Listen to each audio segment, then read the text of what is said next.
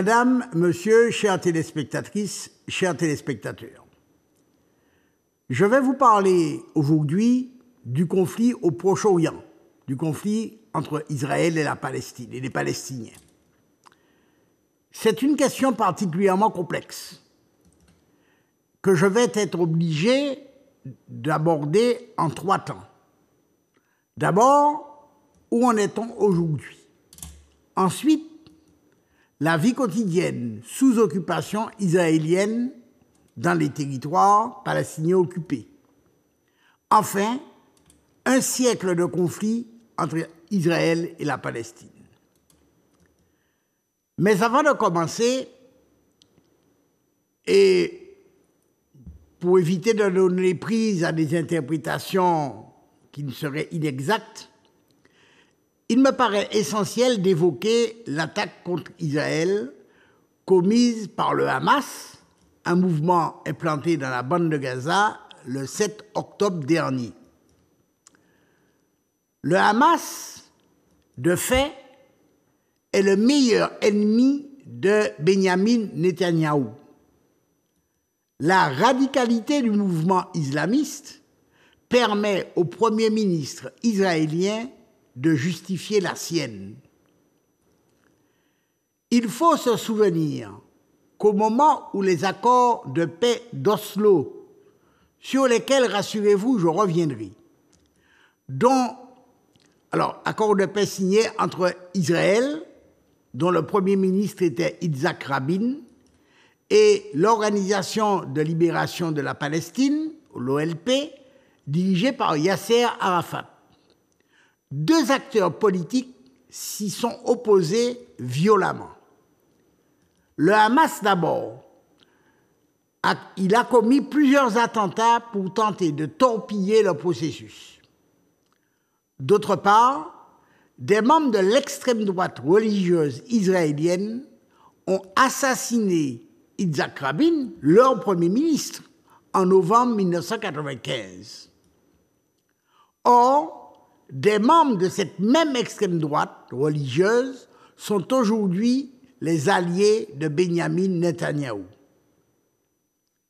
Quelles que soient les souffrances des Palestiniens, tirer froidement, à bout portant, sur des civils désarmés, comme cela a été fait le 7 octobre dernier, ne peut être justifié d'aucune façon. Certes, il peut y avoir une volonté de vengeance après 50 années d'oppression et d'enfermement subis par les habitants de la bande de Gaza, sans qu'aucun des pays occidentaux ne lève le petit doigt. Mais cela ne change en rien au caractère absolument choquant de ces tueries qui, en outre, sont parfaitement contre-productives pour la défense du peuple palestinien. Par ailleurs, entre le Hamas d'un côté et la droite et l'extrême droite israélienne de l'autre, les relations ne sont pas forcément ce qu'elles paraissent être. En effet, le Qatar, à l'instigation de Benyamin Netanyahou, a été l'un des soutiens financiers de longue date du Hamas.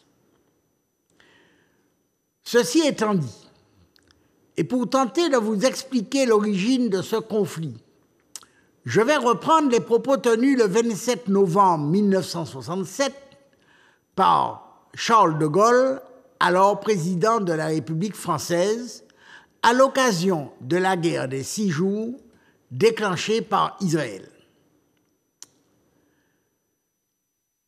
Que disait Charles de Gaulle? L'établissement d'un foyer sioniste en Palestine souleva à l'époque un certain nombre d'appréhensions.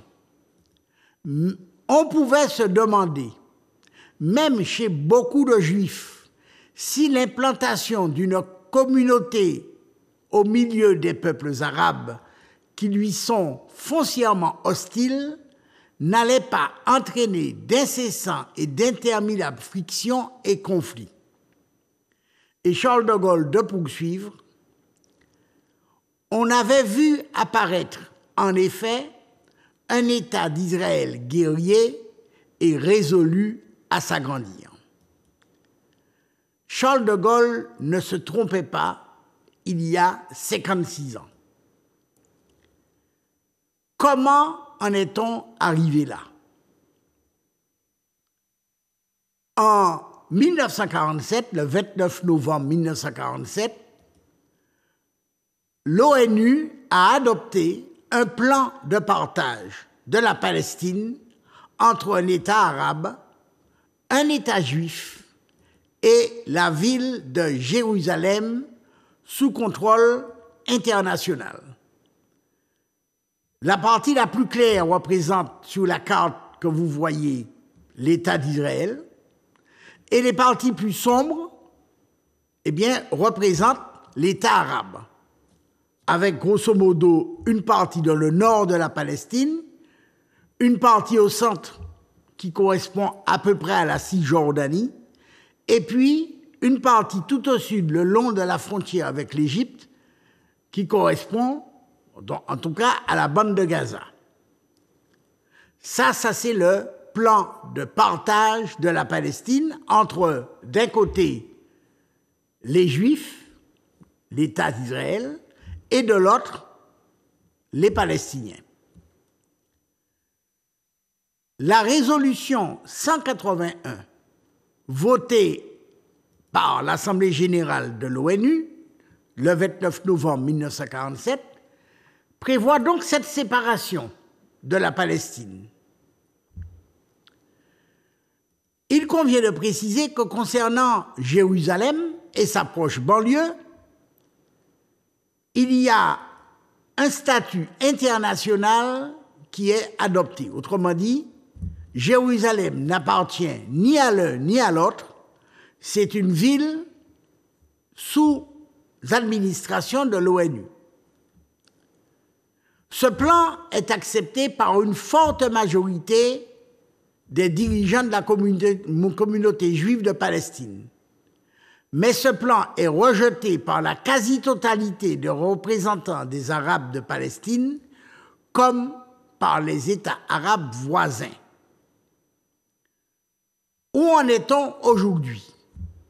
Je vais laisser s'exprimer Michèle Sibony, une Française de confession juive, membre de l'Union juive française pour la paix. Au fond, vous êtes en train d'aborder un des phénomènes qui, pour moi, est producteur aussi d'antisémitisme, c'est quand on parle d'Israël en tant qu'exception. L'État paria parmi tous les États, c'est le seul qui est désigné, c'est terrible. Alors moi, entrez sur le site de l'Union européenne à la rubrique sanctions de l'Union européenne.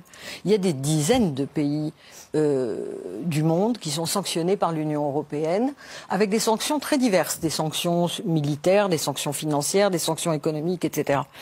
Alors là, pour le coup, il manque quelqu'un. Israël n'est pas sanctionné du tout par l'Union européenne. Là, par exemple, on a une forme d'exceptionnalité qu'on pourrait vous renvoyer.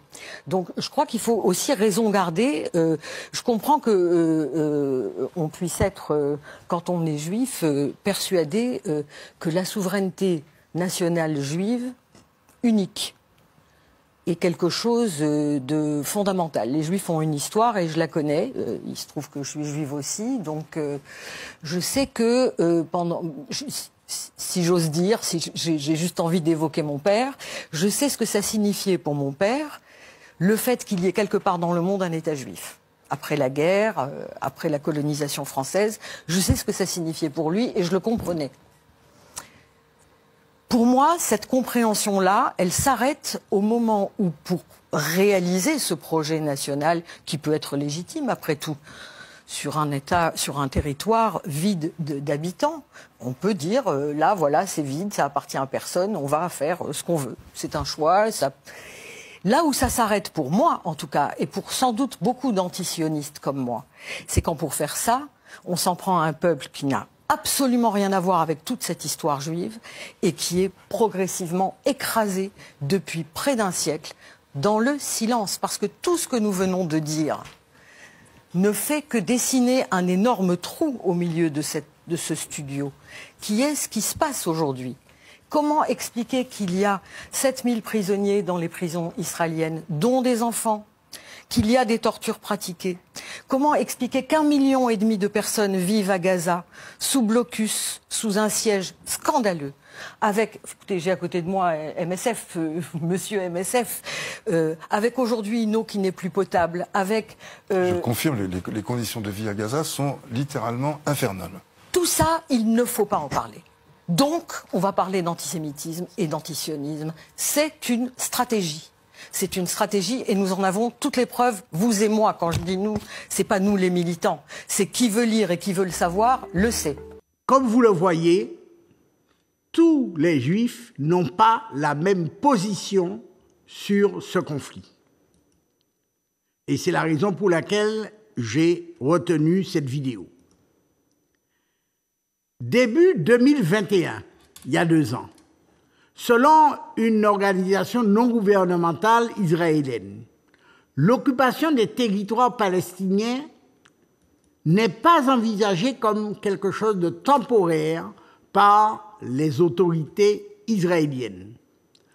En réalité, il s'agit d'une annexion fondée sur un régime d'apartheid, c'est-à-dire une annexion de l'ensemble de la zone située entre la mer Méditerranée et le Jourdain. C'est en tout cas ce qu'organise l'État actuel d'Israël, faire avancer et cimenter la suprématie d'un groupe, le groupe juif, sur un autre groupe, les Palestiniens. Vainqueur des élections législatives en 2022, Benyamin Netanyahou assurait, en présentant sa coalition, la plus à droite de l'histoire d'Israël, que son gouvernement encouragera et développera le peuplement dans toutes les parties de la Palestine, de la terre d'Israël, y compris la Cisjordanie. Bien entendu, au mépris des droits du peuple palestinien et des résolutions de l'ONU, comme vous le verrez dans la vidéo suivante. Mon père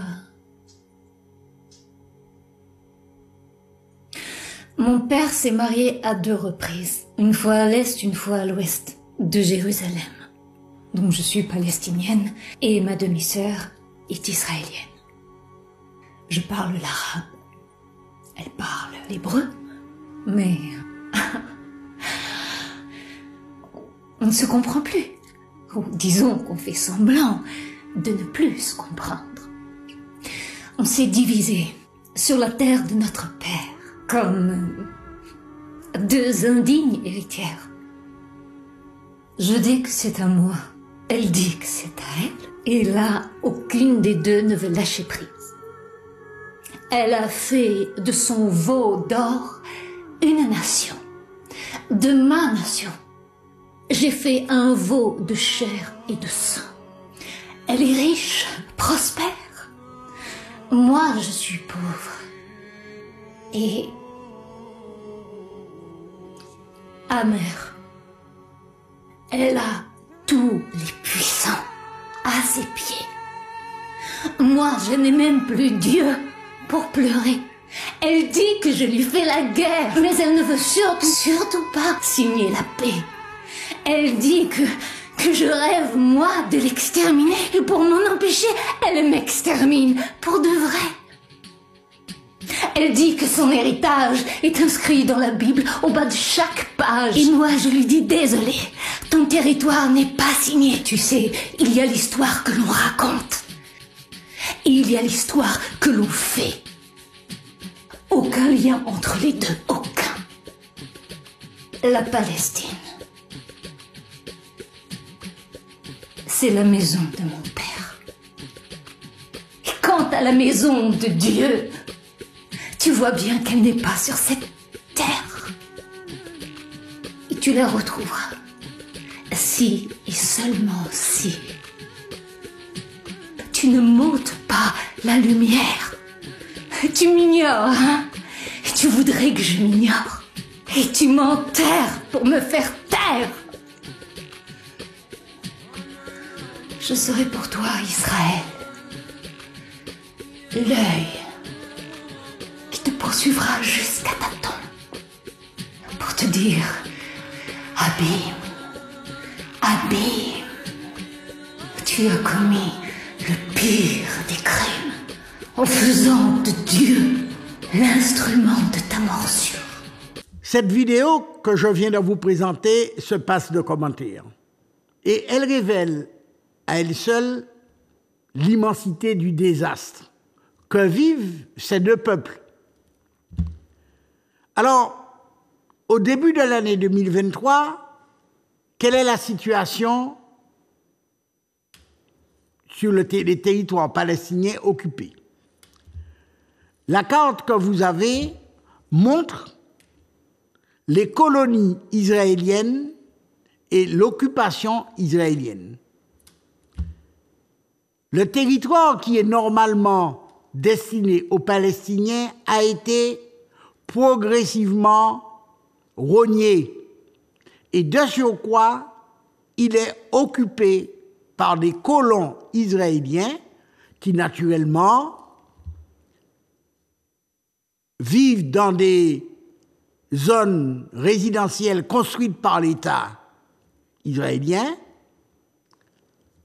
disposent de toutes les commodités et, dans bien des cas, sont sous la protection militaire des Israéliens, de l'État d'Israël.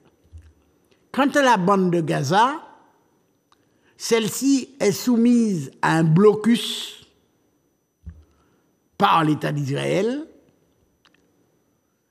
L'ensemble des territoires palestiniens est de toute façon enfermé par une clôture, un mur infranchissable, assorti de toutes sortes de dispositifs électroniques pour éviter le passage du territoire palestinien au territoire israélien.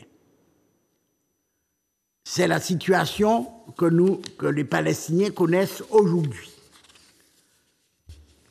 Quel peuple peut accepter, sans se battre, d'être maintenu dans une telle situation depuis 50 ans par un autre peuple qui, pourtant, a connu l'abomination des camps de concentration nazis? Comment comprendre que les dirigeants israéliens reproduisent à l'égard des Palestiniens des comportements voisins, en tout cas pas si éloignés que ça, de ceux que leurs aînés ont subis, par exemple, dans ce qu'on appelle le ghetto de Varsovie. Varsovie étant la capitale de la Pologne, dans laquelle les Juifs avaient été littéralement parqués, puis exterminés. La suite dans notre prochain édito qui s'intitulera « La vie quotidienne des Palestiniens sous l'occupation israélienne ». Merci.